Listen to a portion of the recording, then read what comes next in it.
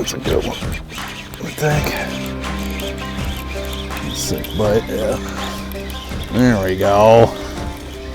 Little riverhead. Yes, sir. The duckweed, man. That was a nice bite. Oh. Chunky little dude. Some orange paint on his lips. Pretty little river fish. Alright, we're gonna doctor up a frog here. I like this little frog on the small rivers. You know, we're mostly fishing for 2 to 4 pounders, so a little bite-sized frog. I can catch lots of little ones on.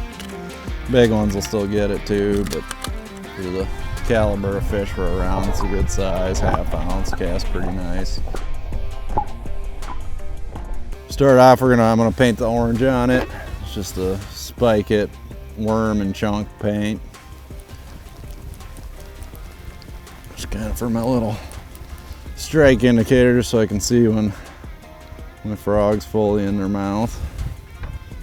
Take that, and I like to, you can do lots on the backside because the fish ain't gonna see that, so put her down pretty far down the back. I want to keep all that orange above the hook, so that way I know when the orange is gone, it's they got hooks in their mouth. So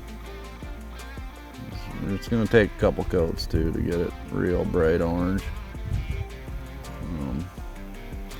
Hit the top of that and then come around. And I do a little bit on the nose too, on the belly, just because when the frog's sitting still, it's kind of nose up.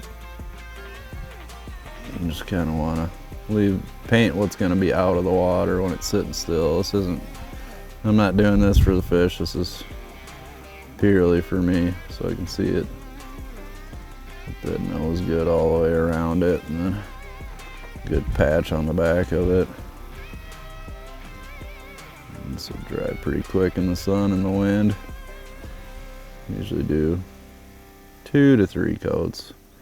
Get it nice and bright. Depends on the color frog you're painting too. And this is kind of my river frog rig that I'm doctoring up here. This orange and stuff, if you're making like long casts out in a mat and stuff like that, you can't really see it really well. This is more your short range river frogging. Close quarters, cut bank, laydowns, fairly open water, not necessarily a mat frog. You can do it there as well, but usually I'm making such long casts when I'm fishing mats that it's so far out there you don't really get to see it as well, especially in like duckweed and stuff. When your frog goes under, there ain't no telling if he's got it or not. So this is kind of more of an open water, close range, you know, like we're doing today. Small river, cut bank, things of that nature. I can just really tell when one's got it where it needs to have it to hook them. Especially in that overhanging grass, a lot of those bites, you'll skip it in there and something will blow on it right away, but you can usually see that orange and tell if he's got it or not. Or like I said, a couple of ones we had today, I've just kind of grabbed the legs, took it down a little bit, and then I see the rest of the orange disappear, and I know they sucked it all the way in. Instead of just hitting them right away, or when you hear the blow up, it's kind of just a secondary visual thing for me, so I know that he's got hooks in his mouth. Even though these fish are real aggressive and whatnot, a lot of them, if you jerk it out of there, you don't get a second chance at them. But if he nips it and you can tell your frog's still there, you can usually twitch it again and he'll come back and hit it, versus if you jerk it out of there and then throw it back in there, your odds of getting him to bite again go way, way down. So it's just kind of a little trick that, you know, puts a couple more fish in my boat every day. Another little trick I do for this, for the river frog fishing, comes standard with these legs. You can catch them with the legs, no doubt.